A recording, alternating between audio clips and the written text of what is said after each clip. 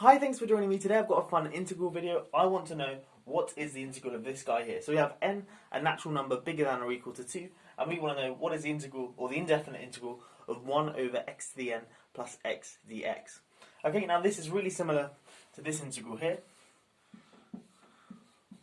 but instead of the x I have a 1. And now this one here is actually a lot harder, and there's no real nice closed form for an antiderivative of this.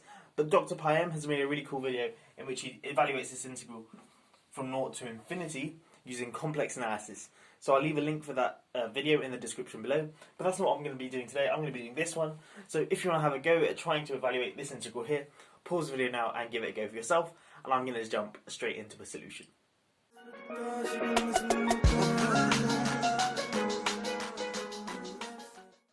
Okay, so before I get stuck into a solution, let me just make a quick comment about this integral here. Whenever you've got integrals like this, in, where you've got integrals indexed by the natural numbers, one general strategy to solving them is to determine a recurrence relation using integration by parts, and then you can sort of proceed by induction. So the classic example is if you want to work out, let's call it Jn, the integral from 0 to pi over 2 of sine to the nx dx. Okay, so you can use a recurrence relation to write this integral here, write Jn in terms of Jn minus 2. Okay, so then that means you can work, provided you know what J0 is or J1 is, you can then work out what any Jn is using this recurrence relation. Anyway, I thought I'd say that, but that perhaps has led you down the wrong path, because that's not what we're going to be doing today. To evaluate this integral, I'm just going to evaluate it directly, not worry about induction or recurrence relations or anything like that. How I'm going to do it is firstly multiply the top and bottom by x to the minus n. So this integral becomes x to the minus n on top. When I multiply x to the n by x to the minus n, of course I just get 1.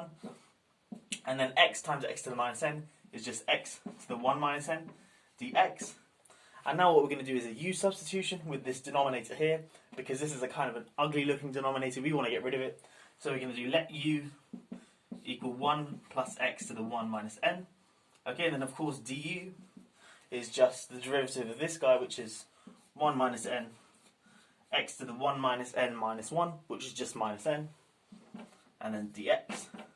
Okay, but now look, we've got x to the minus n times dx, which is what we've got there, and this 1 minus n is just a constant. So this integral here is the integral x to the minus n dx becomes 1 over 1 minus n du.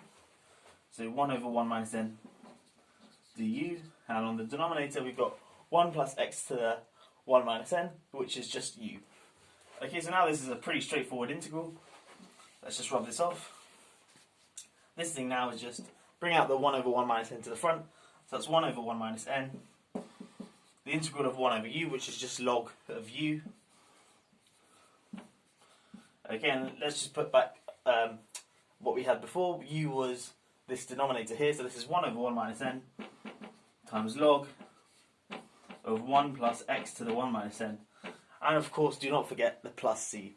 Okay, so you get plus c, and that's our solution. And if you want to check, you can just differentiate this thing here, and you should get this thing here.